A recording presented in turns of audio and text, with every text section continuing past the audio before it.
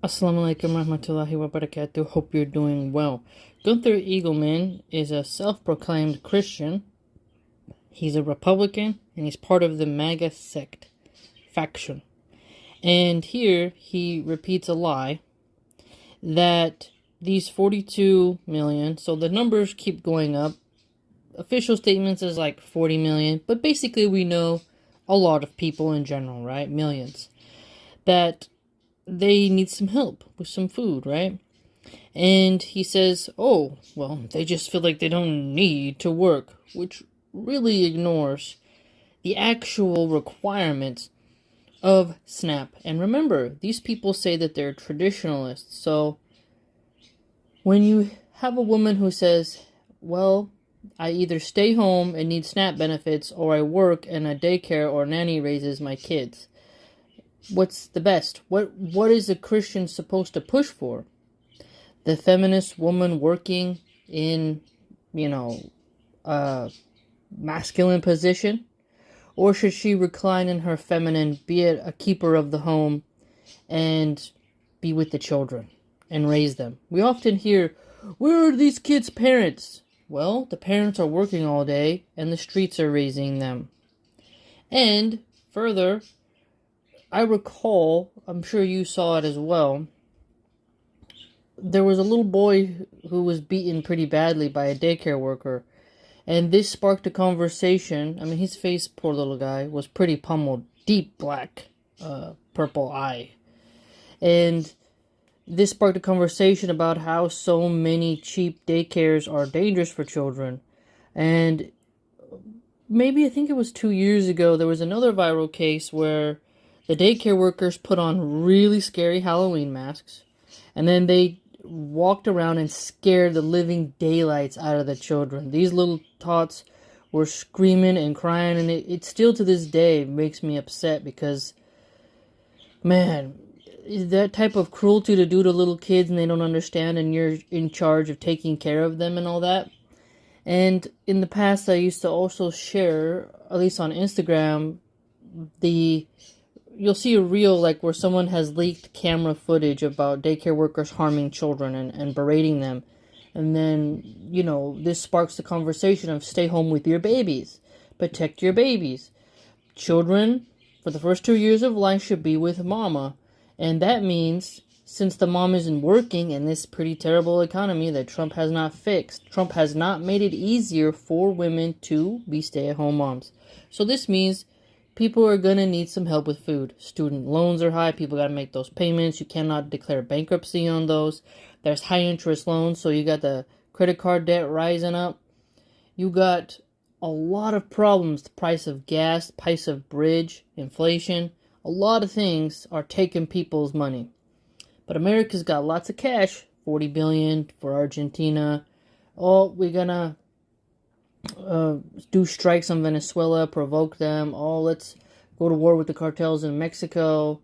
Like, everybody's got money for war.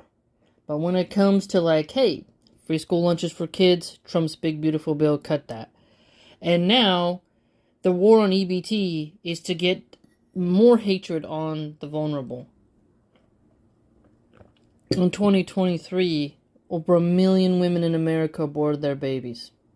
Elon Musk on X was like, oh, we need to have children. We need to have a pro-family future. And this guy is on his way to be a trillionaire. And yet, the pro-life Christians who are supposed to do what the Bible says when it comes to feeding the poor, and the funniest part is when you just read the verses, how to treat the poor, the MAGA Christians will be like, so now you're gonna lecture me about my religion. Okay, show me one verse that says you should despise the needy, hate the poor. Okay, when there's over 50 verses that talk about, feeding the poor, being kind to the poor, treating them humanely, all that. There's tons. Just open up your damn Bible and read it. Oh, it's written in plain English, buddy. Pretty plain. There's no, deep explanation that needs to happen. It's pretty straightforward and concise what you should do for the poor. And yet these Christians are like, no, They're all just lazy. But actually, on the deeper end, they're getting mad that it's non-whites. And I've screenshot a lot of them. Maybe I should do a large compilation. But a lot of the right-wingers are like, they're stealing from the whites. And whites can't have babies because these blacks and Latinos and Afghanistanis are getting help with pasta and rice. Oh my God, they got a soda. Oh my God. Like, it's ridiculous. Absolutely ridiculous. And to use the phrase like entitlement sounds like these people are just like slobs. Now, there are going to be fat people on EBT. That's because the American diet has a lot of genetically engineered foods. You have high fructose corn syrup and stuff. You have things that disrupt basically the gut biome. And processed foods are really unhealthy. And you also have tons of people on medications. And these medications wreck the metabolism of the individual, okay? And cause a lot of constipation. So you got people who have gut issues. They're depressed. So, okay, imagine you got a person on some type of SSRI, disrupts their body. Let's say they have some type of illness that's being treated. They don't have money and time to go to the gym, and they have some type of mental illness or trauma. They don't go get healed so they can stop cope eating, like emotional eaters. So instead, they just eat to feel good and cope with food. Like whenever they're sad, it's a cheesecake. Whenever they're, depressed, it's a soda.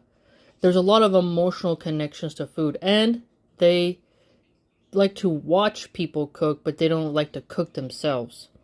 So you have so much going into why people don't eat healthier and the processed foods being pushed upon people. Think about, I remember in the 90s, Lucky Charms, Fruit Loops, these Captain Crunch, Count Chocula. This was like dog food for humans. And we were given that by our parents as a healthy breakfast before school. Because commercials coming on the TV, on the kids' channels, being like, oh, Fruit Loops, doo-doo-doo, and tricks are for kids, like the Trick cereal. And then the kids' commercial where they're chasing the leprechaun for Lucky Charms cereal, and you're like, I want that cereal. And then they also, back in the day, would place the cereals in the range of where children can see them. And kids are, I want this, Mommy, I want it. And little by little, parents stopped cooking eggs and toast and hash browns and sausages. They stopped making real food, and the parents had to get to work, so there was no time anymore. Mama wasn't staying home. Mama had to go to work. Dad was already gone. All right, and then this pushed the schools to be like, okay, we got to have food here. And then they're like, oh, what's that? No free school lunches? Oh, well, what are we going to do? So we have to look at the whole spectrum of how Americans got unhealthy. And also, fast food is pushed on children as well. And when you think about how the conservatives mocked Michelle Obama for wanting to have healthy school lunches, she was trying to campaign to bring awareness to that. It's just shocking how these people's memories are just fading. And so we have to recall how important it is to have unity. What is the Pledge of Allegiance? There's words like indivisible. And then we have State of the Union and other speeches. We have the United States. Oh, we stand together, we stand united, or we fall divided. All this rhetoric of we're on the same team. Are you really on the same team if you mock people for needing help with food? And now there's like a EBT of TikTok page that's been created. Someone's just scanning the internet, trying to find someone who is a bit arrogant and is eating some type of Twinkie or some Takis chips or whatever. And they think, oh, well, because this person has a good sense of humor and they're being kind of salty here, this means we gotta cut the food for everybody. Totally ignoring how not everyone can be rich. And if you look at the layoffs Amazon just did a huge layoff as well of workers. Wasn't it the right wingers? Oh, AI is gonna take so many jobs. We're cooked. Blah, blah, blah. Okay, so come on now. All right, we got an ability to feed people. Let the people eat. And if you don't feed the people, that's how you're gonna get the cartels and mobs taken over, or at least being a parallel government. Because people are gonna seek out a godfather. They're gonna seek out someone, hey, I need food, I need this, I need that. The government's not doing it. This isn't the 17th century where people have farms and homesteads and can be self-reliant. There's zoning laws that don't even allow you to put a fence in your yard, let alone tomato plants, pumpkins, squashes. They want you to have a green, well-trimmed lawn that soaks up water because it's aesthetically pleasing. Okay, the government has tons of land that's not being used along the freeways, or at least it's cattle ranchers. You could put a couple apple trees in there and use that for people to have a consistent food bank. Nuts, nut trees, all kinds of stuff. Yeah, I'm sure there'll be some fires every now and then, or some bugs will come and kill the trees. But the point is that you could actually have some type of community gardens and community orchards where the needy can go there. And you can also teach people literal fishing, okay? Especially for places that have access to water bodies that have marine life. Put that as a school program. Hey, let's do a whole, series on fishing.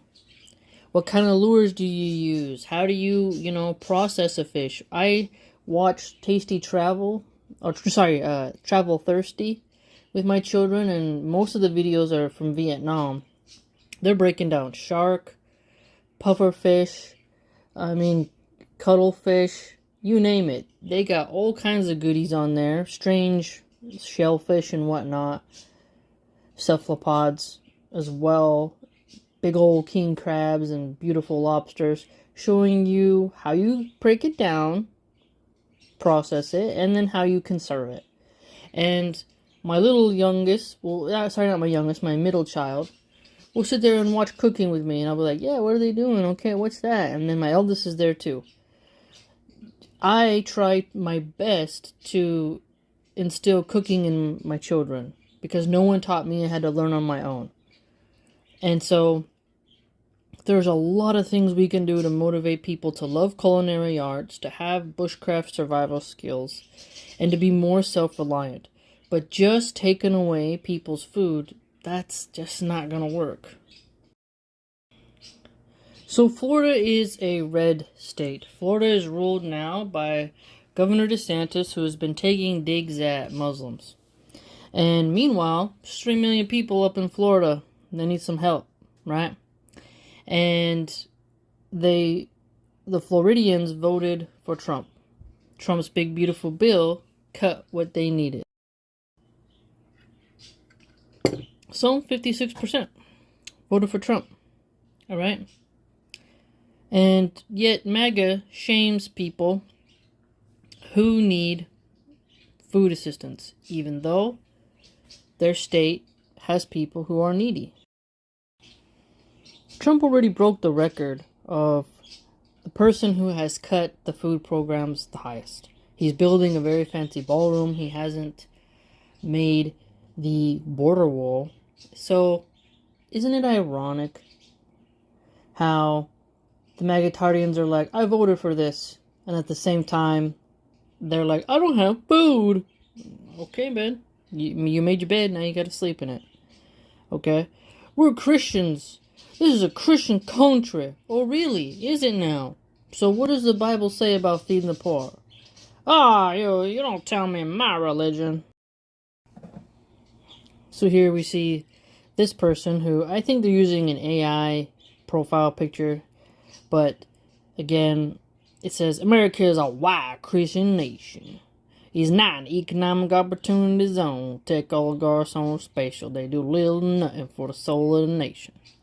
Okay, a Christian nation, you say? Ah, yes, Christian nation.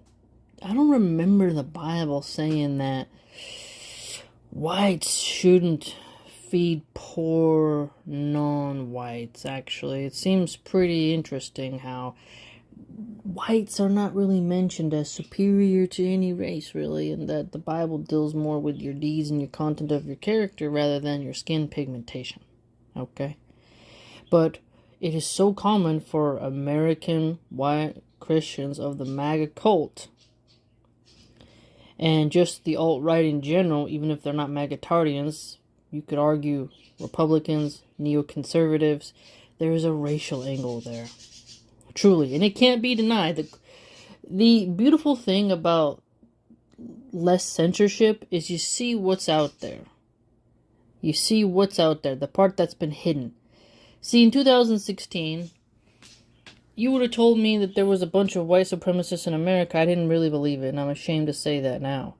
But when Elon bought X, allowed more free speech, he's still censoring now, but at least for a little bit, he allowed the cloak to come off, as they say.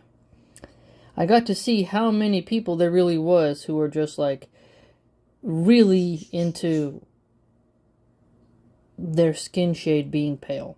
Now, we all have fun stereotypes about each other. We can point out fun stereotypes and have a laugh at our caricatures and whatnot, you know. And sometimes we can have harsh criticisms of a particular group. But there's a difference when someone is literally fighting for a racial supremacy. And I'm not a fan of any racial supremacy whatsoever. Yes, I'm mixed race. My children are mixed race, so I have that bias. I don't think I'm an inferior human being because I'm not a pure blood.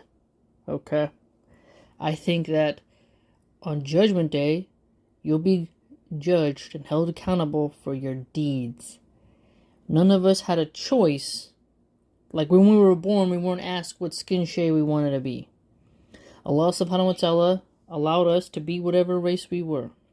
So, I don't see any importance in racial politics. Because some people will say, Ukrainians aren't white. Slavs, they're not white. Oh my goodness, what are we talking about here? And then you find out, only Anglo-Saxons are white. Okay, wait a minute. So, Italians are not Anglo-Saxons, so now Italians are not white? But if you see an Italian now, you look at them and say they're white. Make up your mind here, people. But you see, they're so convoluted that they gotta find a way to make themselves feel special, even though they haven't done anything noteworthy. So the EBT conversation is very racial because non-whites use it, and clearly now they're like, hey, we want to have more racial politics, racial idealism, and all that, racial identitarianism. And he says that the white birth rate is a problem. Okay, you want women to stay home and have kids, but then those white women are told, if you can't feed them, don't breed them. They're telling, get a job. Okay, but why would a woman want to just work over 40 hours a week and never see her kids and pay a daycare to take care of her kids? She could stay home, get a little help with food, everything's gravy. If we got money to give to Is Not Real in Ukraine, we can help people to stay at home with their children and have a little bit of food assistance. It's not that big of a deal. But this is like a very nefarious script. Keep demonizing the poor, the immigrant, the non-white, the Muslim, the Sikh, whoever else, instead of looking at the elites, corporations, and just outright corruption. And let's not forget how so many people, they are working, but they qualify as working poor. And then when the liberals, the leftists, the progressives, the Democrats, the social Dems, the blue dogs, the Dixiecrats, you name all the different groups, they're like, we need to raise the minimum wage and tie it to inflation. Conservatives will say, no, free market. No, you don't have a right to tell a business how much they're going to pay somebody. And they'll raise the cost on consumers. And consumers don't want to pay that much. And you're like, Okay, so you don't want to raise wages. People are already working a lot. You don't want to help people with food. And you say, oh, why are all these people coming over here? We need to help our own. We need to help our own. You hear this a lot. Oh, we gotta help our people. America first. Okay, well, there's some Americans who are hungry. Can we feed them? No. If you're a first generation immigrant, you're not a real American. And you're like, so basically, you have to have white roots to the Mayflower? No, when by the second, third generation, then your kids are American. But if you're a first generation immigrant, you're not American. America is not an economic zone, and it's not something on a piece of paper. It's an identity. It's a racial thing. What? Oh, if we give any type of food assistance to a Muslim, and this is a Christian country, we're funding our own invaders. It's like, oh my gosh, you people, man. What does the Bible say about how to treat the resident alien? How does it tell you to treat the wayfarer, the sojourner, the stranger in your land? It tells you to be hospitable. It tells you to not look and despise the poor. Oh, now you're trying to teach me my religion? Huh? Muslim? Huh? Trying to teach me? Like I don't know the words of Jesus Christ? It's like, oh my goodness, people. I swear, the Magatardians, man. Quite insane. Now, we are in Job 31. We're going to go through 16 to 20. If I used to hold back the lowly ones from their delight, and the eyes of the widow I would cause to fail, and I used to eat my morsel by myself, while the fatherless boy did not eat from it. For from my youth he grew up with me as with a father, and from the belly of my mother I kept leading her. If I used to see any perishing from having no garment, or that the poor one had no covering, if his loins did not bless me, nor from the shorn wool of my young rams he would warm himself. If I waved my hand to and fro against the fatherless boy, when I would see need of my assistance in the gate, let my own shoulder blade fall from its shoulder, and let my own arm be broken from its upper bone. So I kind of went from to 22, but I like the section on Job. I like Job a lot. Luke 11. In reply, he would say to them, let the man that has 2 undergarments share with the man that has none, and let him that has things to eat do the same. Now we're in Leviticus, and we're going to read 9 through 10. And when you people reap the harvest of your land, you must not reap the edge of your field completely, and the gleaning of your harvest you must not pick up. Also, you must not gather the leftovers of your vineyard, and you must not pick up the scattered grapes of your vineyard. For the afflicted one and the alien resident, you should leave them. I am Jehovah, your God. Exodus chapter 23, going to go down to verse 11. But the 7th year you are to leave it uncultivated, and you must let it lie fallow. And the poor ones of your people must eat of it, and what is left over by them, the wild beasts of the field are to eat. That is the way you are to do with your vineyard and your olive grove. So we're in Isaiah 58, going to go down to verse 10. And you will grant to the hungry one your own soulful desire, and you will satisfy the soul that is being afflicted. Your light also will certainly flash up even in the darkness, and your gloom will be like midday.